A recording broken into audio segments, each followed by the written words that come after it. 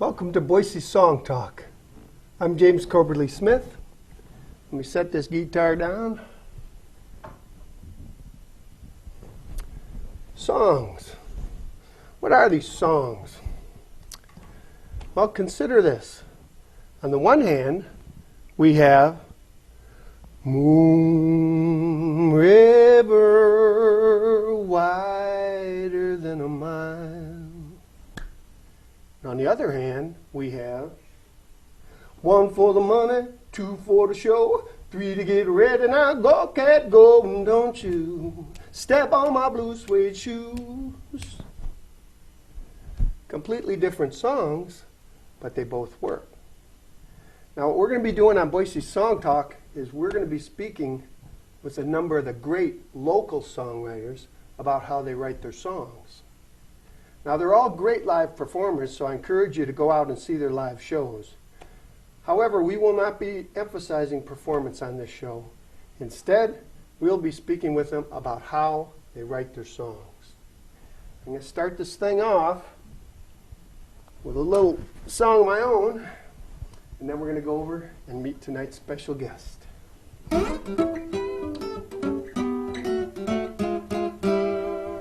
Get me back to Boise where the clock slows down, 'cause these days I'd really rather go slow.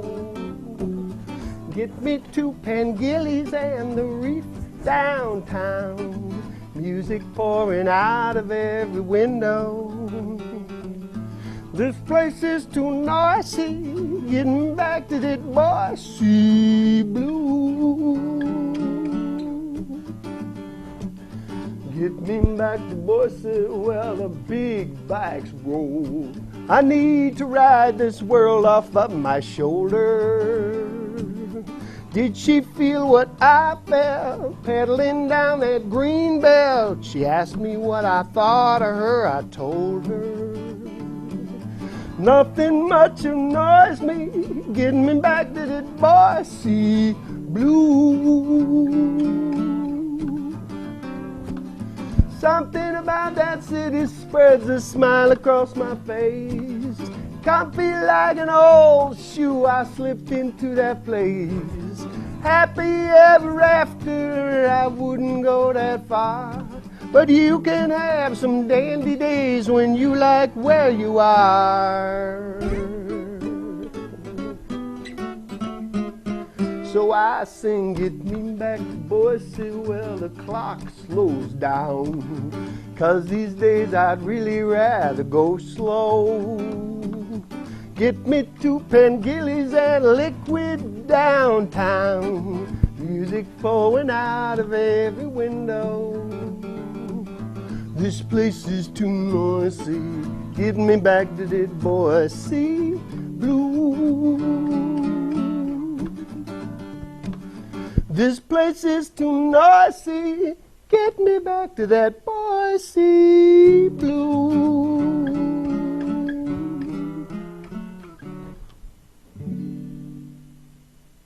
Now let's go over and meet tonight's special guest,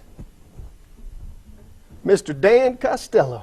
Mr. James Coberly Smith. Thank you for coming, my friend. You're very welcome. Thanks for having me. Dang, Nab. See, now with you, this is easy to start with, to ask you this, because you're such an incredibly versatile musician. I've seen you play classical, solo. I've seen you play acoustic rock. I've seen you play fairly heavy metal. And I'm just curious, when did you start playing music, just music itself? Well, I I guess, when I was real young, we had a couple instruments laying around the house. I dug up an old baritone ukulele that my mom had tucked away in a closet. Mm-hmm. And I can't remember when I first had a harmonica, but that was always in there. Public schools, played a recorder and then was in the marching band for a while. Started playing the guitar when I was about 12 years old. Uh-huh. And and of course I was always listening to the radio. I was always learning songs and hardly ever remembering most of the lyrics, but the music itself always stuck in my head, and I really couldn't avoid it. It was it just seemed like it was always surrounding me. So you were listening to the radio a lot, listening mm-hmm. to things, and then later you were saying you learned the songs and you were, in a sense, covering them. Basically, yeah. So, as a songwriter, taking that in at a young age, do you think that helped influence your songwriting later? Yeah, I'm sure it did. Especially certain artists, I'm sure they did some things that were just that much more interesting to me than mm-hmm. Than other artists. I was always more interested in the in the well-crafted songs than the gimmicky pop rock stuff. There's actually a lot of skill level that goes into that too. There's some real high-level musical merit that can be found in some of that stuff. But for me, the things that really drew me the most were very carefully crafted songs. A lot more of the acoustic music was really where my heart was at. Even though I enjoyed rocking out with my friends in high school in a rock band and playing electric guitar here and there, there was just a really strong affinity for the sound of acoustic instruments and a singer that had written a well thought of song. So, can you remember the first song you wrote? The first song. I don't expect you to be able to. Sure. I'm just actually, that's an interesting question. I was somewhat interested in writing poetry. I was always more of a prose guy. I really enjoyed writing stories and some other things like that when I was in junior high and high school. I wrote a few poems at that time, and I never actually set those to music. Uh-huh. So probably the first stuff that I really started setting to music, I don't think I even finished them. They were kind of little half chunks of songs. Uh-huh. Uh-huh. I remember, a couple of little chunks of those, and they were definitely what I'd call a pop song. Right. They were in that same genre for sure. Gotcha. So. Well, why don't we hear one of these more current numbers, not your original chunks? Why don't you give us one of these? One of the more current songs that I wrote is actually one of the more powerful songs and more meaningful songs to myself. Mm-hmm. It's called "The Strangest Places," and I'll play that one first.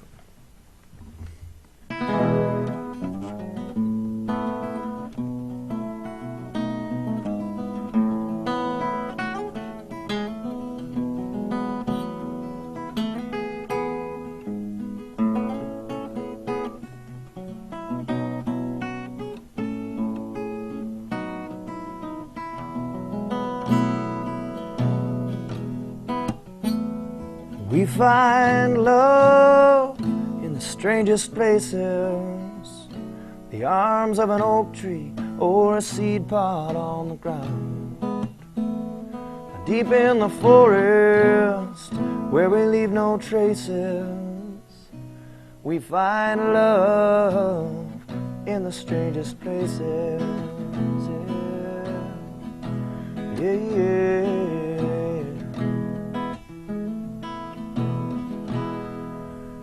In the heart of Shiboba, or the heart of the maelstrom, the gates of heaven, or the gates of hell. In our sins or our saving graces, we find love in the strangest places. Yeah, yeah.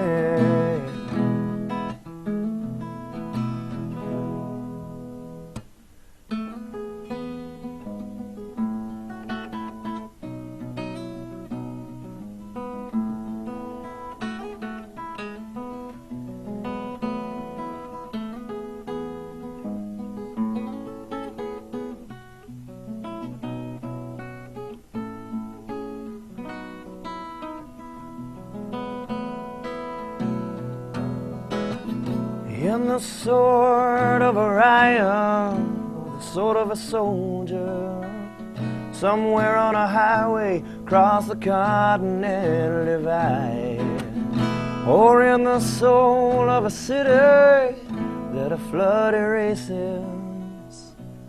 We find love in the strangest places. Yeah, yeah.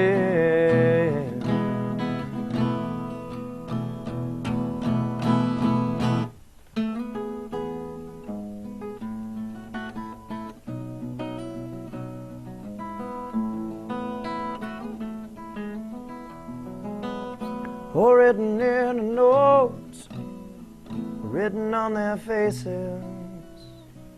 We find love in the strangest places. We find love in the strangest places.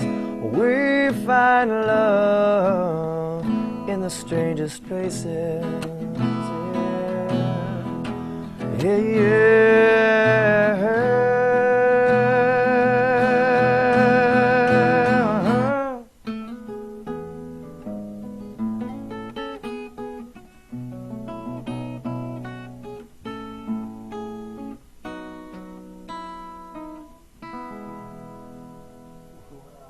That's some kind of song. Oh, by the way, this is the title track of your new album, It is. Strangest Places. If anyone wants any information on Dan Costello, we will be putting up my email during the show and possibly at the end. You can contact me by email and I can get you over to Dan Costello for his information. All right, now that song, the guitar playing is so beautiful. Did the music come before the lyrics or what with that? If you can remember. I think I already had an idea of the lyrics. I started putting lyrics before that, which was kind of backwards for me. Okay, actually. so you usually do music first. I do, you know, especially with the classical guitar work that I had done in college, and a lot of the things that I've written, they're very musically conceived. You know, I feel like I could sit at home and write music all day. You know, I'm just kind of the same with listening to the radio and having all those songs kind of rolling through my head when I was a kid. I think now I've got kind of my own little personal radio station in there that's just always playing. And a lot of times it's new stuff. It's stuff that I haven't heard before, that it's a new way of thinking out some little weird guitar puzzle. But with that particular song, I started putting the lyrics together first. Pretty sure that's the way that worked. And I might have already had one of those other little guitar bits. You know, it's kind of like you start doing a woodworking project, and you already have the project in mind, but instead of going and buying brand new stuff, you look through the scraps that you already have and try to find what will fit with it. And I think that's kind of like my musical approach on that one. Started putting lyrics together, and it's like, you know, I'll bet I could put music to this. I'll borrow one of those little chunks from my, you know, from my box of guitar bits. Interesting, interesting. So since you usually start with music, usually, do you do it with an instrument, or do you just get a musical idea? Most of the time I've got, I think most of it starts with a melody, and that usually pops into my head. And then I try to find as different of a way as I can. You know, I've tried to find 4 or 5 different ways to harmonize that melody.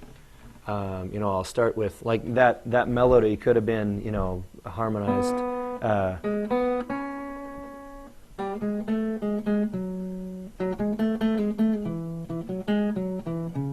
That's basically the melody there. But instead of chords like this, da da da, la da da da da da, I could have started with something else. I could have gone maybe something like la da da, la da da da da da, la da da da da da da da da, something totally different. Wow! So, and I probably went through maybe 2 or 3 iterations of chord progressions to try to fit to that melody. So. Wow! You see, this is what's great. You understand music theory. Of correct? Some of it. Oh, Mr. Humble. But that's what allows you to bring that dimension to it. It's fantastic. Most of the time, I end up having to. I have to weed out a lot of that too, though. You know, By the way, I think you made simplify things. I think you made the best choice. I like that. I like the other one, but just the fact that you can just. Oh, well, let's insert this one. Sure. It's very impressive. It's coming in really handy for songwriting. Since you said melody can just pop in, Uh-huh. let's say you're out driving your car or you're at the grocery store and melody pops in. How do you capture this? It's especially in the car. It can be a dangerous process. What do you do? You just try to remember it, or what? As much as I can. I try to. A lot of times, putting words to it helps me remember that melody. It's kind of like if I can think of a phrase that helps me remember the melody. I had it wasn't really all that interesting of a melody, but it was.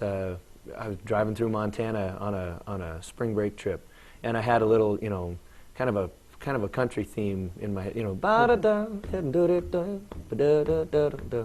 I was thinking, well, I'm kind of driving around, and I've been writing little things down on. Burger King receipts and gas receipts and all this kind of stuff through the car. I had a little notepad that I was scribbling in, and traveling man without a plan, that's where I'm at my best. Just really stuck with that rhythm of the melody, and so that ended up becoming a song. Sometimes those lyrics will kind of tie to the melody, and that will actually help me remember it because it's a little more specific rhythm to the melody. Very interesting. Wow. Well, that's nice. Geez, I think I just better hear another song. Alrighty. I sure like that one. Well, just kind of talking about the music coming first, which normally happens. Yeah, okay. That was definitely the case with this next tune that I was going to play. This is another song off of the new album. This is called From This Day On. And the music definitely started first on this one. I had a kind of an idea of trying to find a way to...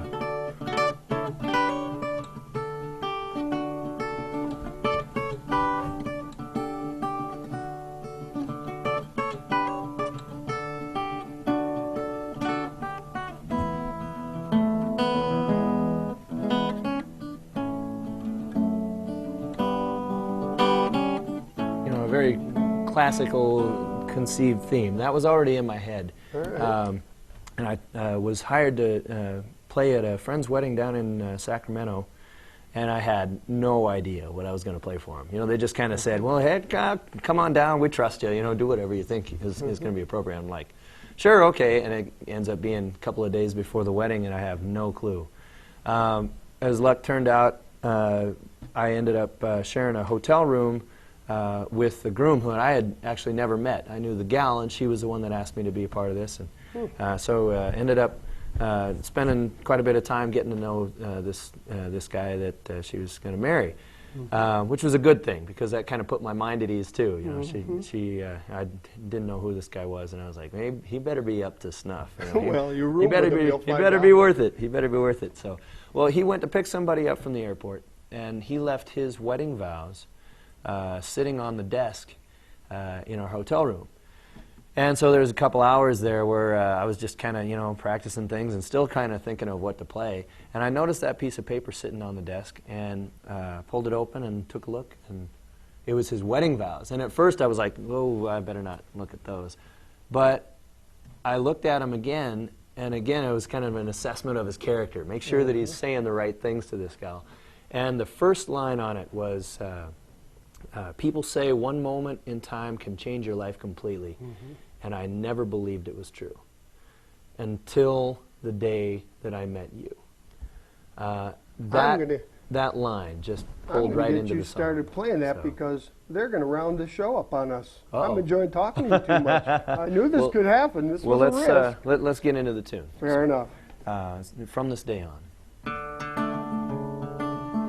This is Dan Costello. People say one moment in time can change your life completely. I never believed it was true. But then one day I had to change my thinking, 'cause that was the day I met you. And from that corner cafe on J Street to any other corner in all the world, as I stand here beside you, I know for sure that I'd give my life for you and love you my whole life through. Yes, I'll live my life with you from this day on.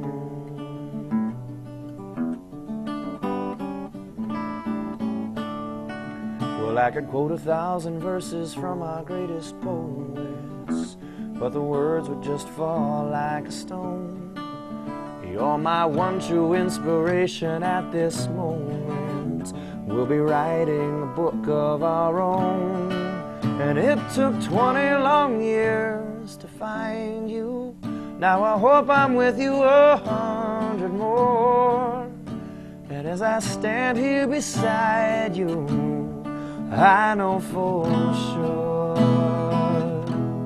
that I'd give my life for you and love you my whole life through.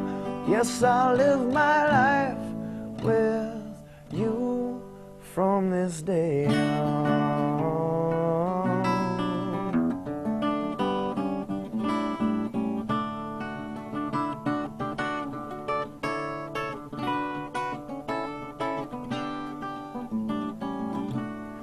And from that corner cafe on J Street to any other corner in all the world, as I stand here beside you, I know for sure, oh,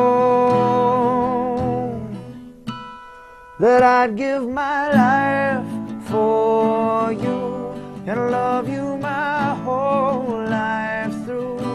Yes, I'd give my life for you and love you my whole life through. And I'll live my life with you from this day on. From this day on. People say one moment in time can play your life completely.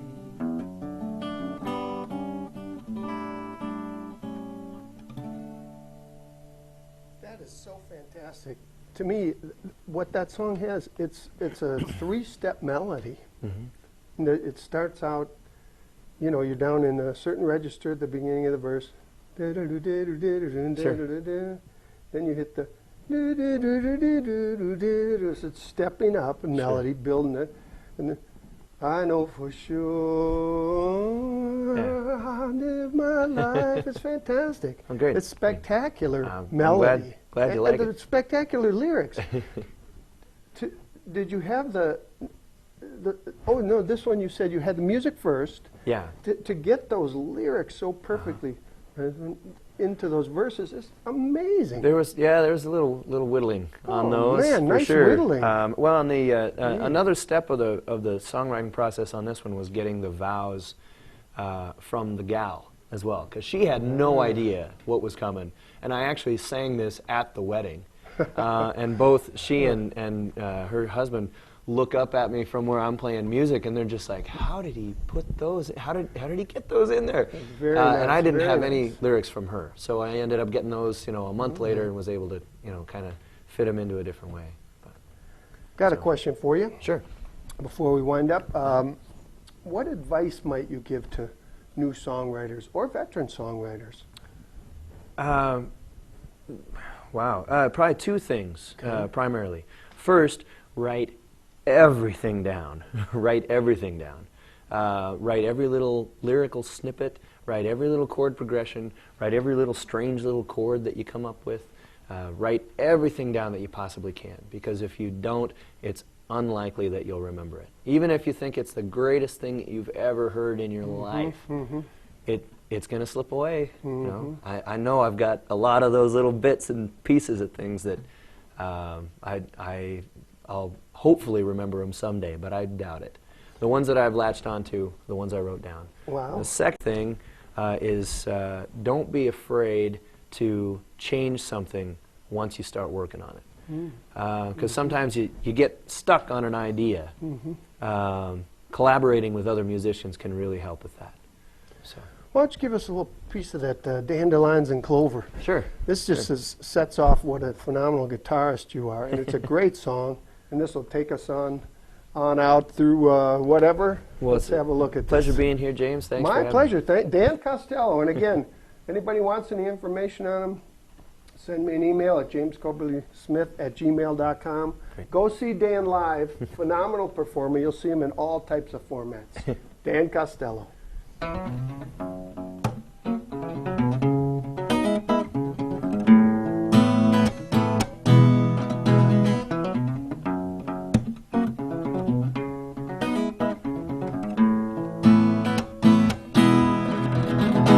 Well, I remember where life was so much simpler then.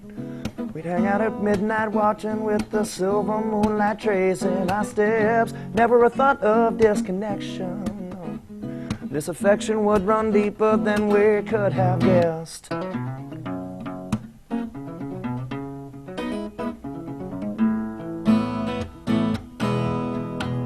Well, there was an outdoor amphitheater on the campus. We'd bring our guitar, sit down on stage, and dangle our feet over the edge. Dozens of people would come to listen. Maybe sneak a bottle down, lay out on the ground with the dew glistening. But now it's it's all grown over with dandelions and clover. Yes, it's it's all grown over with dandelions and clover. Well,